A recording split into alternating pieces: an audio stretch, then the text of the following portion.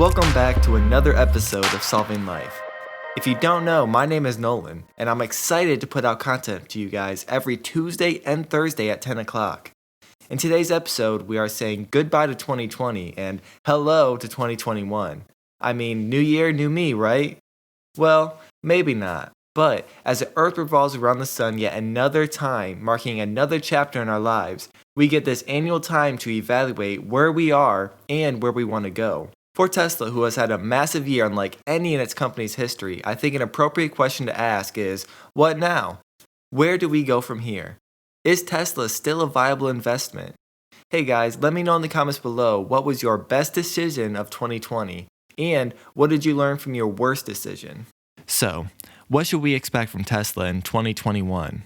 Overall, I see Tesla the company, not necessarily the stock, having a huge breakout year. I mean, the stock is up around 700% and will be hard-pressed to see that kind of return for a very long time. The company, on the other hand, I think this will be the year that really takes the world by storm, with Tesla producing a little over 1 million cars and delivering just under 1 million. With Model Y in China looking to take off like a rocket, Giga Berlin coming online, and constant improvements to the Fremont factory, that will all help make this happen. The Tesla Shanghai ramp-up is going smoothly, and I would not expect anything slowing down the ramp of the made-in-China Model Y. Units are already coming off the assembly line, and I imagine the ramp-up to be just as flawless as the Fremont Model Y ramp. Elon has said that he hopes to be able to produce around 2 million vehicles from the Shanghai factory once production is fully scaled, and bringing the Model Y online is a step in the right direction. Delivering 180,000 units will have to be the floor for this year, and I hope that these improvements and ramp-ups will allow us to get close to 200,000 units delivered in Q1. If Tesla can dominate and grow during Q1 when it has been a historically low quarter, then I'll be even more excited about the possibility of breaking 1 million cars this year.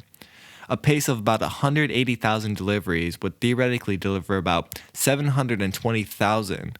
So if we have a quarterly breakdown of like 200,000, 220,000, 240,000, and 270,000 deliveries, that would get us around 930, which falls in line with the projected guidance of either around 850,000 to 1 million cars delivered that we expect to hear from Elon on Q4's conference call. One thing on my wish list for this year is that we see the Plaid Model S out sometime in the fall. These rumors have started to gain a lot of traction, and I originally didn't want to buy into the hype, but some of the clues we've been getting with Elon being a little frisky with Galley over at Hyperchange on the Plaid timeline, to reports of people seeing the new Model S out in the wild and on closed tracks. Also, reports of the Model S and X lines being shut down for regular maintenance is also being looked at by many as Tesla closing the lines for retooling and allowing them to switch over to the Plaid powertrain.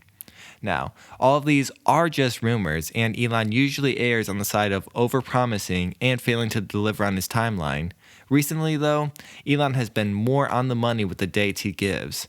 He's really trying to not fail his shareholders and keep them engaged and feeling optimistic by giving more realistic timeframes to work with. We have seen this as true with the Giga Shanghai building and ramp-up, and we have seen this as true with the Model Y release. And hopefully we continue seeing this trend with Berlin, Texas, Roadster, and the Cybertruck. Tesla definitely has its hands full, and I can't think of a better way to help ramp up the new sales than with the performance high-margin product that sells a more manageable amount of units per year. For 2021, Tesla has put itself in a very good position to where all they have to do is execute on what they have right in front of them, and it'll be considered a success. For a company that's been doing anything and everything to expand and grow, this might come off as a relief. There's no need to announce another factory or new product, which I would not be surprised one bit if at least another Gigafactory is announced to start production in either late 21 or more than likely 2022. But with 2 factories and expanding the 2 that they already have, I think the focus will be on making sure that the building and ramp-ups go smoothly. Now remember, ramping up a factory takes more time than people think. It's not as simple as just turning on the lights and being at full speed. It takes a good year, some cases more, some cases less, to fully ramp up production to their target production number.